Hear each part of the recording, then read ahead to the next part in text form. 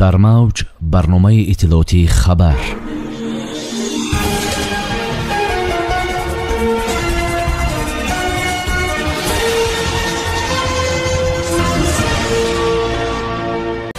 ғуломов аз ҳисобаш мактабу кӯдакистон месозад. дурнамои хушоянд: нархи нафт дар соли 2021 чанд хоҳад буд?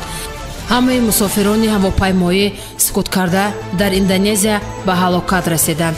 парвозҳо дар масири Душанбе, Дубай афзун ёфтанд. кадом рӯзу соат?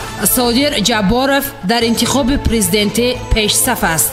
ҷавони 27 сола дар ваҳдат хола ва язнашро табар зад. Акбар Ғуломов, раиси ширкати Ғайюр, ки ахиран бархе сабукиҳои андозӣ гирифт, дар шаҳри Душанбе мактаби нав дар ноҳияи Ёвон, Кӯдакистон месозад.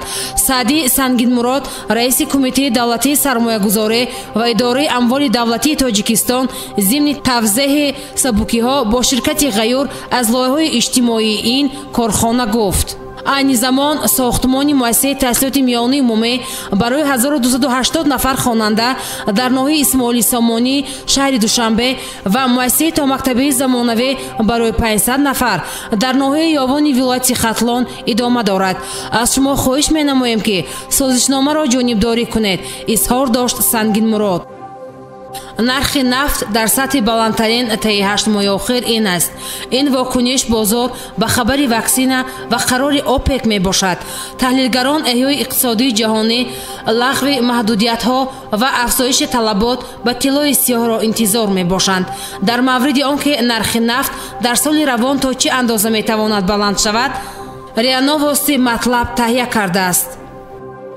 дар дохили ҳавопаймои сукут карда 65 нафар аз ҷумла 12 ҳайати сарнишин қарор дошт. касе аз одамони дохили он зинда намонд.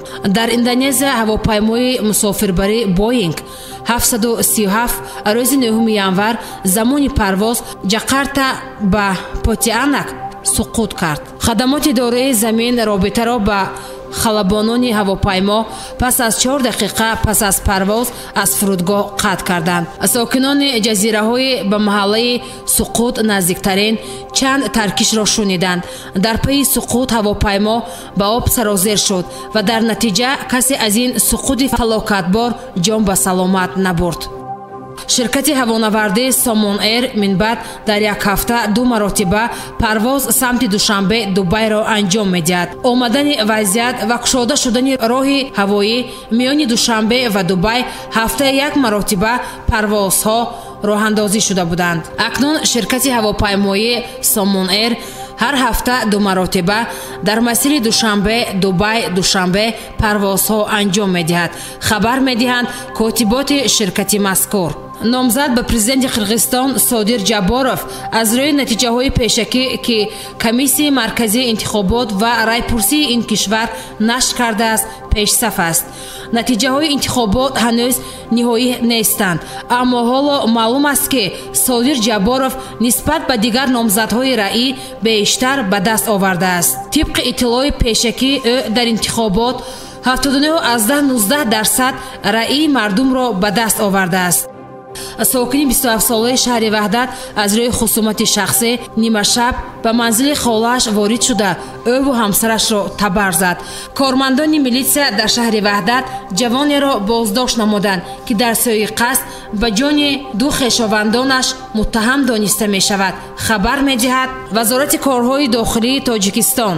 ба иттилои манбаъ, ҳодисаи мазкур шаби 10 январ тақрибан соатҳои 2:55 рух дод. ин буд барномаи иттилоотии хабар. бо шумо ҳастам Дилшода Ҳалимова. хайр, сарбаланду саодатманд бошед. барномаи иттилоотии хабар. аз рӯйдодҳои Тоҷикистон, минтақа ва ҷаҳон огоҳ бош.